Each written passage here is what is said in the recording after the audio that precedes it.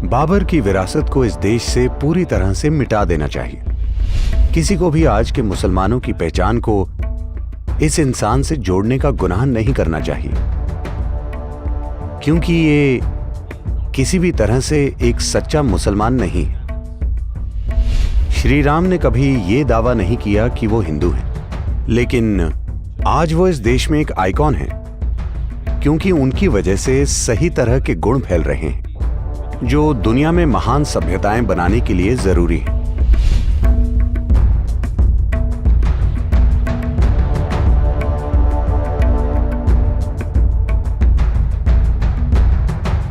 इस पूरे मुद्दे के दो अलग अलग आयामों को समझना और कोई निर्णय लेने से पहले सावधान होना इसलिए जरूरी है क्योंकि राम 6000 से ज्यादा साल पहले हुए थे।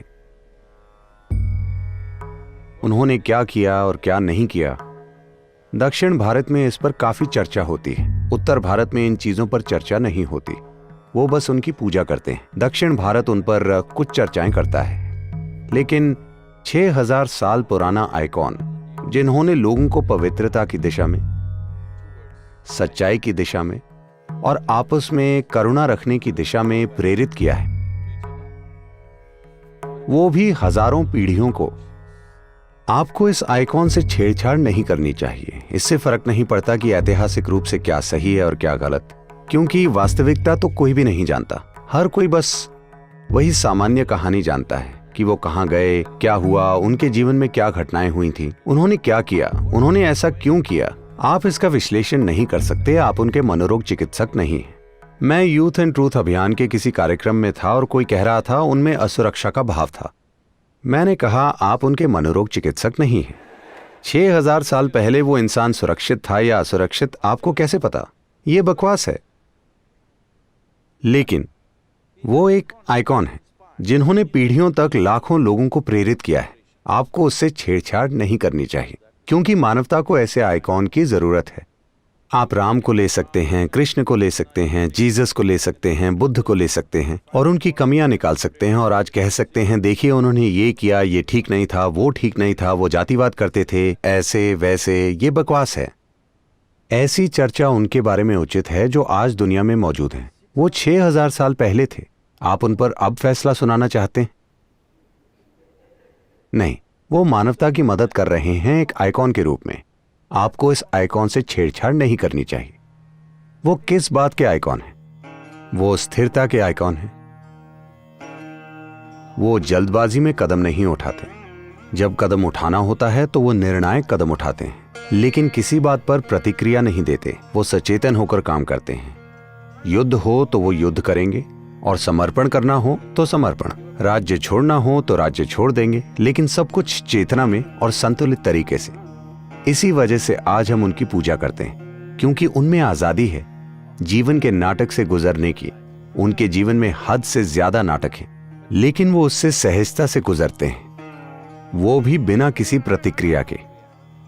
वो बिना किसी के प्रति क्रोध की भावना से उस नाटक से गुजरते हैं। जब उन्होंने रावण को मारा, जिसने उनकी पत्नी को चुराया था और तबाही मचाई थी, वो उसकी भी मृत्यु पर पश्चाताप करते हैं कि मुझे ऐसा करना पड़ा। वो इस तरह के इंसान हैं। आप उनसे छेड़छाड़ मत कीजिए। अगर ये कहानी भी है तो कहानी के साथ भी छेड़छाड़ मत कीजिए। भौगोलिक दृष्टि से क्या वो अयोध्या में पैदा हुए थे? हाँ। क्या वो इस बिंदु पर पैदा हुए थे?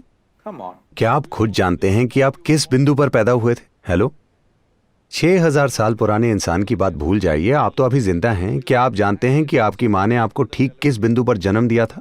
मैं पूछ रहा हूं, क्या कोई जानता है? No, so it's ridiculous argument. नहीं, तो ये हास्यास्पद तर्क है। अब बाबर चंगेज खान के बाद की तीसरी पीढ़ी है। ये मंगोल साम्राज्य, मंगोल शब्द भारत में धीरे धीरे मुगल बन गया। ये मंगोल है। इस मंगोल साम्राज्य के फैलाव के समय 90 से 100 सालों के दौरान 4 करोड़ से ज्यादा लोग मारे गए। 4 करोड़। ये उन दिनों की आबादी का लगभग 10% है। क्या आप समझ रहे हैं? दुनिया की 10% आबादी को उन्होंने मार दिया, वो भी न्यूक्लियर बम से नहीं, तलवारों से। बहुत ऊर्जावान लोग थे। मैं कह रहा हूं, दुनिया की 10% आबादी को मारने के लिए बहुत काम करना पड़ता है ना? वो भी केवल तलवारों और भालों से। तो जहां भी चंगेज खान गया, उसने एक नियम बनाया। जिस भी जगह पर उसने विजय पाई, सभी पुरुष, वहां के सभी पुरुष जिनका कद बैलगाड़ी के पहिए से ज्यादा है, उन दिनों सेनाओं के साथ जाने वाली बैलगाड़ियों के पहिए की ऊंचाई 38 से 39 इंच होती थी। हर इंसान जिसका कद उससे ज्यादा है, उसे मार दिया जाता था। और फिर यह मुगलों की परंपरा थी कि वो सभी कटे हुए सिरों का एक बड़ा पहाड़ बना देते थे और औरतों को गुलाम बना लिया जाता था, सैनिकों की सेवा के लिए, या फिर उन्हें अलग अलग बाजारों में बेच दिया जाता था। मध्य पूर्व, यूरोप, हर जगह उन्हें बेच दिया जाता था। तो वो इस तरह से फैले थे। चंगेज खान के बाद तैमूर लंग आया। तैमूर लंग ने बाबर को जन्म दिया। तैमूर लंग का साम्राज्य दिल्ली तक था। फिर बाबर आया। माना जाता है तैमूर लंग ने 1,70,00,000 लोगों को मार दिया। वो भी सबसे ज्यादा क्रूर तरीकों से। पुरुषों के साथ जो हुआ वो तो करुणा थी, महिलाओं के साथ जो हुआ वो एक अलग चीज है।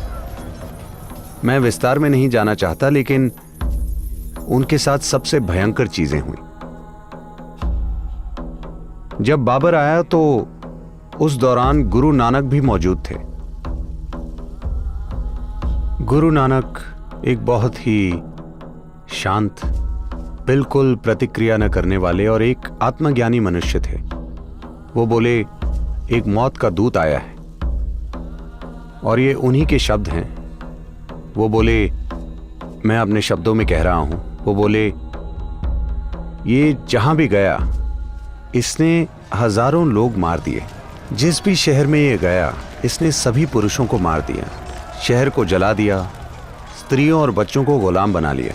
स्त्रियों के साथ हमेशा सार्वजनिक जगहों पर क्रूरता से बलात्कार किया जाता था, क्योंकि ये सिर्फ बलात्कार नहीं था, ये सभी के लिए एक सीख थी।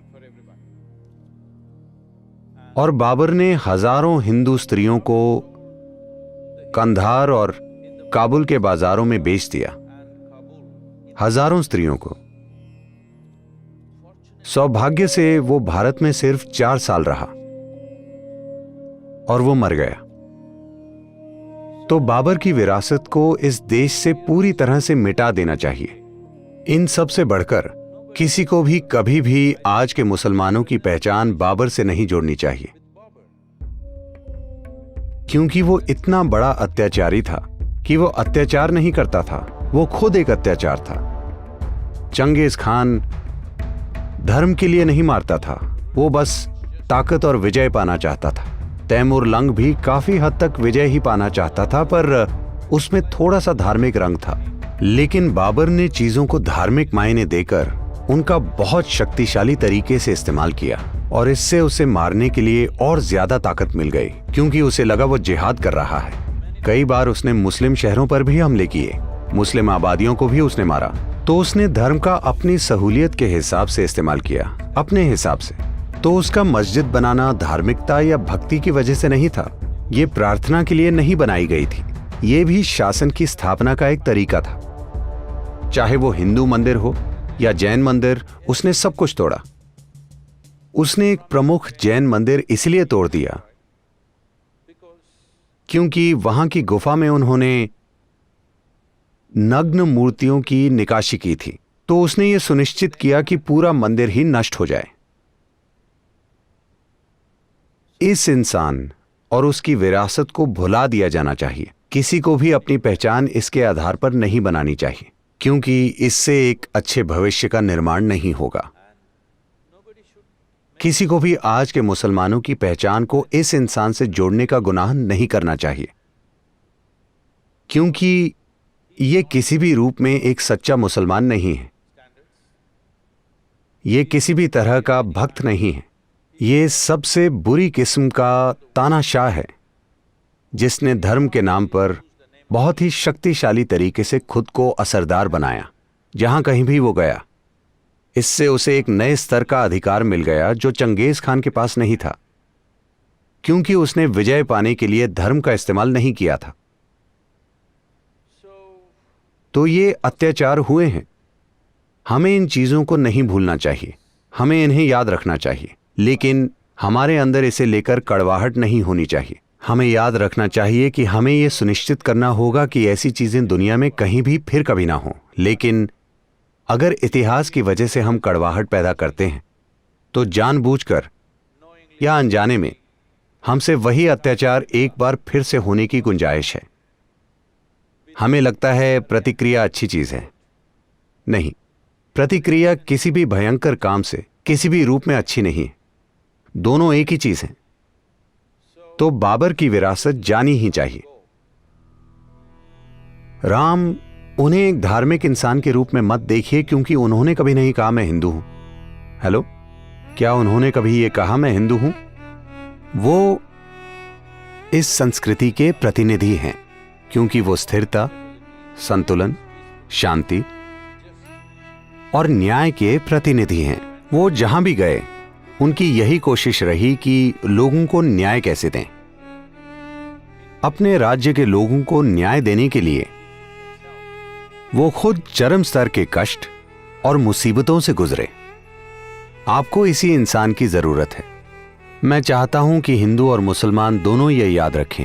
Ram never claimed he is a Hindu. Ram ने कभी नहीं कहा वो हिंदू हैं, लेकिन आज वो इस देश में एक आइकॉन है। हर किसी को इन्हें एक ऊंचा आइकॉन मानना चाहिए, क्योंकि वो सही स्तर के गुण फैला रहे हैं। इसीलिए नहीं कि वो हिंदू हैं या कुछ और हैं, क्योंकि वो सही स्तर के गुण फैला रहे हैं जो दुनिया में महान सभ्यताएं बनाने के लिए जरूरी हैं। और कई तरीकों से राम का समय एक प्रमुख बिंदु बन गया, जिस पर इन 6000 सालों में ये सभ्यता बनी।